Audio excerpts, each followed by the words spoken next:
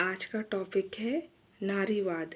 तो आज पूरी दुनिया में नारी चिंतन अपने चरम पर है। किसी भी समाज के लिए यह शुभ संकेत नहीं है। यदि आधी आबादी विकास एवं सम्मान से वंचित रह जाएगी तो यह ना तो वास्तविक विकास होगा और ना ही न्यायपूर्ण होगा। तो आज दुनिया के सभी कोनों में स्त्री पुरुष समानता, लैंगिक न्याय की बात हो रही है और बहुत से नारीवादी आंदोलन भी हो रहे हैं। नारीवाद पर साहित्य लिखे जा रहे हैं, उसका वितरण हो रहा है। इन सभी के मूल में स्त्री पुरुष का भेद मिटाना और एक वास्तविक लोकतांत्रिक समाज की स्थापना करना है, जिसमें स्त्री को सामाजिक, आर्थिक, राजनीतिक, शैक्षणिक एवं सांस्कृतिक स्तर पर पूर्ण समानता दिलाना है। नारीवाद एक विचारात्मक आंदोलन है जिसका उदय 1970 के दशक में शुरू हुआ। यह आंदोलन समय में समानता, स्वतंत्रता और न्याय के सिद्धांत से संबंधित है।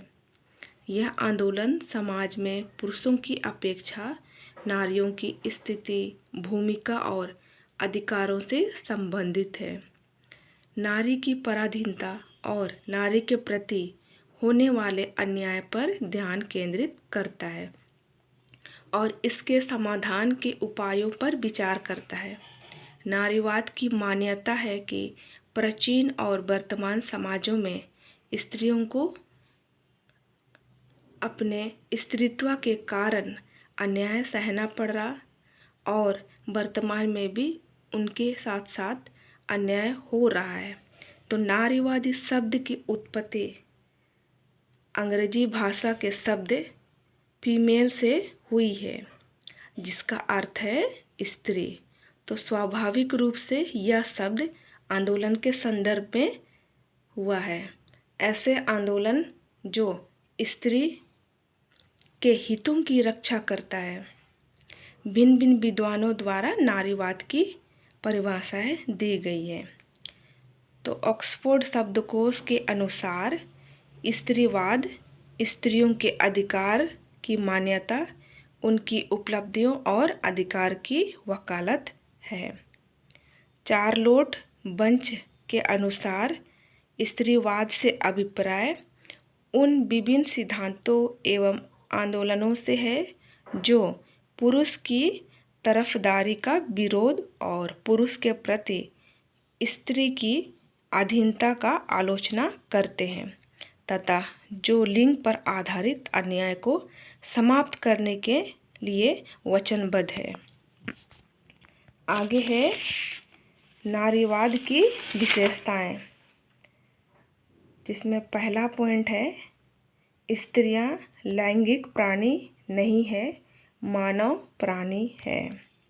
तो इस विचारधारा के जितने भी समर्थक हैं वो कहते हैं कि स्त्रियों को केवल माता, पत्नी या बहन के रूप में हम लोग नहीं देख सकते हैं, मतलब नहीं देखना जाना चाहिए, बल्कि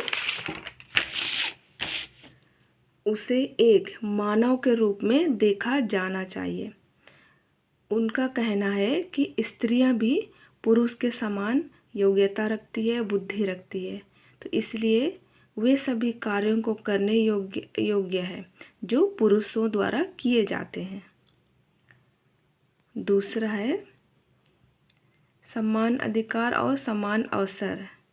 तो नारीवाद के जितने भी समर्थक हैं वो कहते हैं कि स्त्रियों को पुरुषों के समान सामाजिक, आर्थिक और राजनीतिक, सांस्कृतिक अधिकार मिलनी चाहिए। उन्हें भी पुरुषों के समान अपना जीवन स्वतंत्रता पूर्व व्यतीत करने, अपने रुचि के अनुसार किसी भी व्यवसाय को अपनाने, संपत्ति रखने और विवाह तथा तलाक के अधिकार मिलनी चाहिए। मतलब ये सारी चीज़ें स्त्रियों को भी अपनी इच्छा के अनुसार मिलनी चाहिए।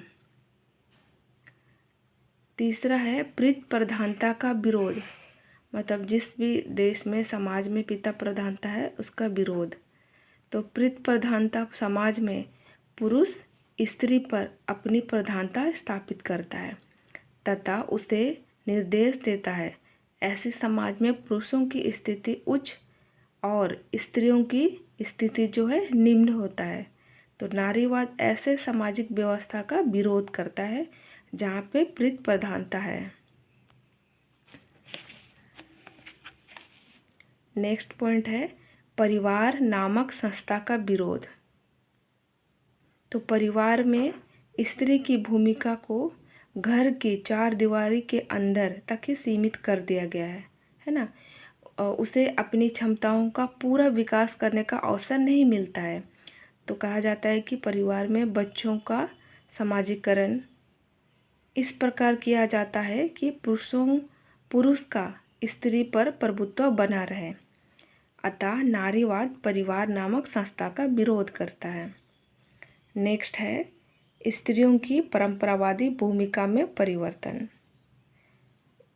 तो स्त्रीवाद स्त्रियों द्वारा है ना, परंपरावादी मतलब परंपरा से जो भी स्त्री काम करती है उसका विरोध, मतलब उसमें चेंज करना है। जैसे स्त्रियां को कहा जाता है कि उसे बस घरेलू काम करना है ना, इसमें और फिर बच्चों का पालन पोषण, घर के जितने भी काम है वो सब करना है, ठीक है। तो ये स्त्रियों का काम नहीं है ना, इसमें पुरुष भी समान रूप से हाथ बटा सकता है। नेक्स्ट है निजी संपत्ति का विरोध। इस संबंध में एंजल्स लिखते हैं कि पुरुष अपनी निजी संपत्ति को अपने शुद्ध वंशज तक पहुंचाने के लिए, मतलब अपने जो वंशज है उस तक पहुंचाने के लिए एक स्त्री को विवाह द्वारा है ना अपना दास बनाकर उसे बच्चा पैदा करने की मशीन बनाकर रखता है। अतः उनका विचार है कि स्त्री की स्वतंत्रता के लिए विवाह की इस प्रथा का अंत होना चाहिए।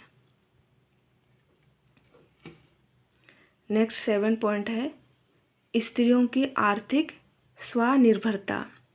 मतलब स्त्री को पुरुष से स्वतंत्रता दिलाने के लिए यह जरूरी है कि उन्हें आर्थिक दृष्टि से आत्मनिर्भर बनाया जाए, है ना। तो पुरुष की तरह स्त्रियों को भी उद्योग धंधों में लगाना चाहिए और उन्हें पुरुषों के समान ही शिक्षित करना चाहिए ताकि वे भी नौकरी अथवा कोई अन्य व्यवसाय कर सके।